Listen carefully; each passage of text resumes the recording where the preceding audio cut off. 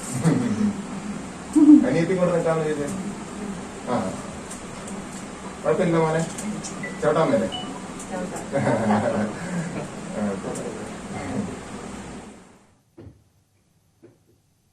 കളമശ്ശേരിയിൽ 17-കാരനെ മർദ്ദിച്ച സംഭവത്തിൽ സമഗ്ര അന്വേഷണത്തിന് പോലീസ്. കുട്ടികൾക്ക് ലഹരിമരുന്ന് നൽകിയിരുന്ന സംഘത്തെക്കുറിച്ചാണ് അന്വേഷണം. ഇവർക്ക് ഗുണ്ടാ സംഘങ്ങളുമായി ബന്ധമുണ്ടോ എന്നും പോലീസ് അന്വേഷിക്കുകയാണ്. 17-കാരനെ മർദ്ദിക്കുമ്പോൾ പലപ്പോഴും സ്വബോധം നഷ്ടപ്പെട്ട രീതിയിലായിരുന്നു മറ്റു കുട്ടികളുടെ പെരുമാറ്റം. ഇവർ ലഹരി ഉപയോഗിച്ച ശേഷമായിരുന്നു മർദ്ദനമെന്നാണ് ആക്രമണത്തിനിരയായ കുട്ടി വെളിപ്പെടുത്തിയത്. ഞാൻ ഇങ്ങനെയൊന്നും പറഞ്ഞിട്ടൊന്നുമില്ല. ഇവന്മാരുടെ ഇവന്മാർ ആ സമയത്ത് ബോധത്തിലായിരുന്നില്ല. അവന്മാരൊക്കെ കഞ്ചാവായിരുന്നതാവണം. ലഹരി ഉപയോഗം പുറത്തു പറഞ്ഞതാണ് തന്നെ സുഹൃത്തുക്കൾ മർദ്ദിക്കാൻ കാരണമെന്നും 17-കാരൻ വെളിപ്പെടുത്തിയിരുന്നു. ഇതേ തുടർന്നാണ് കുട്ടികൾക്ക് ലഹരിമരുന്ന് ലഭിക്കുന്ന വഴികളെക്കുറിച്ച് പോലീസ് അന്വേഷണം തുടങ്ങിയത്. കുട്ടികൾക്ക് കസ്റ്റഡിയിൽ മർദ്ദനമേറ്റുന്ന പ്രചാരണത്തിന് പിന്നിൽ ലഹരി മാഫിയ ഉണ്ടെന്നാണ് പോലീസ് കരുതുന്നത്. ഗ്ലാസ് ഫാക്ടറി കോളനിയിൽ എക്സൈസിന്റെ സഹകരണത്തോടെ പരിശോധന കർശനമാക്കാനും തീരുമാനിച്ചിട്ടുണ്ട്. കുട്ടികൾക്ക് സ്റ്റേഷനിൽ വെച്ച് മർദ്ദനമേറ്റിട്ടില്ലെന്ന CCTV ദൃശ്യങ്ങൾ പരിശോധിച്ച് ഉന്നത ഉദ്യോഗസ്ഥർ ഉറപ്പുവരുത്തി. സ്റ്റേഷനിൽ കുട്ടികൾ ഭക്ഷണം കഴിക്കുന്ന ഫോട്ടോയും പോലീസ് പുറത്തുവിട്ടിരുന്നു. സംഭവത്തെ തുടർന്നുണ്ടായ മാനസിക സമ്മർദ്ദമാണ് ഒരാളുടെ ആത്മഹത്യയ്ക്ക് കാരണമെന്നാണ് പോലീസിന്റെ നിഗമനം. ഇവർ മുൻപ് ഏർപ്പെട്ടിട്ടുള്ള പ്രവർത്തികളും കുടുംബ പശ്ചാത്തലവും അടക്കമുള്ള റിപ്പോർട്ട് പോലീസ് തിങ്കളാഴ്ച ജുവനൈൽ ജസ്റ്റിസ് ബോർഡിന് കൈമാറും. ന്യൂസ് 18 കൊച്ചി. മോർണിംഗ് ന്യൂസിൽ ഒരിടവേള.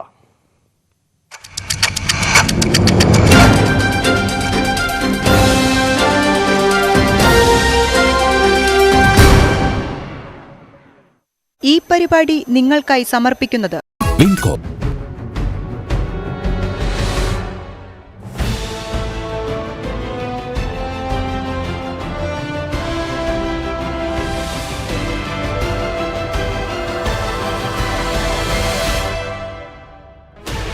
"16 channels, 15 languages, 26 states, 1,200 plus reporters, 66.9 crore viewers.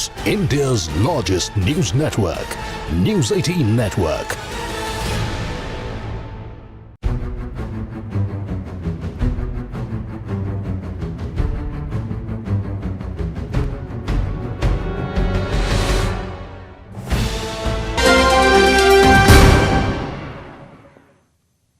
Morning news തുടരുന്നു. ഇന്ധനവില ഇന്നും വർദ്ധിപ്പിച്ചു. ഡീസൽ ലിറ്ററിന് 26 പൈസയും പെട്രോൾ ലിറ്ററിന് 25 പൈസയുമാണ് വർദ്ധിപ്പിച്ചത്.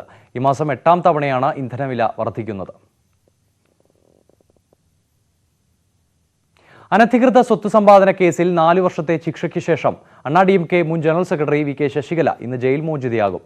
ബംഗളൂരുവിലെ ജയിൽ വാസത്തിനിടെ കോവിഡ് ബാധിച്ച ശശികല ഇപ്പോൾ വിക്ടോറിയ ആശുപത്രിയിൽ ചികിത്സയിലാണ്. തമിഴ്നാട് മുൻ മുഖ്യമന്ത്രി അണ്ണാദുരൈയുടെ ജന്മദിനമായ ഫെബ്രുവരി 3-നാകും ശശികല ചെന്നൈയിലെത്തുക. അനധികൃത സ്വത്ത് സമ്പാദന കേസിൽ 2017 ഫെബ്രുവരി മുതൽ VK ശശികല ബംഗളൂരു പരപ്പന അഗ്രഹാര ജയിലിലാണ്. ശിക്ഷാ കാലാവധി പൂർത്തിയാകുന്നതോടെയാണ് മോചനം. ബംഗളൂരു വിക്ടോറിയ ആശുപത്രിയിൽ കഴിയുന്ന ശശികലയെ കോവിഡ് ലക്ഷണങ്ങൾ കുറഞ്ഞതിനെ തുടർന്ന് കഴിഞ്ഞ ദിവസം വാർഡിലേക്ക് മാറ്റിയിരുന്നു. ഇന്ന് ജയിൽ അധികൃതർ ആശുപത്രിയിലെത്തി മോചന നടപടിക്രമങ്ങൾ പൂർത്തിയാക്കും. എന്നാൽ കോവിഡ് പരിശോധനാ ഫലം നെഗറ്റീവായില്ലെങ്കിൽ ചെന്നൈയിലേക്ക് മടക്കം വൈകും. രോഗമുക്തയാകാതെ ശശികലയ്ക്ക് തമിഴ്നാട്ടിലേക്ക് പോകാനാകില്ല. മോചന നടപടികൾ പൂർത്തിയാകുന്നതോടെ ആശുപത്രിയിൽ പോലീസ് സുരക്ഷയിൽ നിന്ന് ഒഴിവാകും. ജയിലിൽ ഒപ്പമുള്ള ബന്ധുവും കൂട്ടുപ്രതിയുമായ J. ഇളവരശിക്കും കോവിഡ് സ്ഥിരീകരിച്ചിരുന്നു. ഇവർ ഫെബ്രുവരി ആദ്യവാരം മോചിതയാകും. ശിക്ഷയുടെ ഭാഗമായി 10 കോടി പിഴയൊടുക്കാത്തതിനാൽ മറ്റൊരു പ്രതി VN സുധാകരന്റെ മോചനം വൈകും. ശശികലയുടെ സഹോദരി പുത്രനാണ് സുധാകരൻ. ചെന്നൈയിലെത്തിയാൽ ശശികലയുടെ ആദ്യ പരിപാടി മറീന ബീച്ചിൽ ജയലളിത സ്മാരകം സന്ദർശിക്കുകയാകും.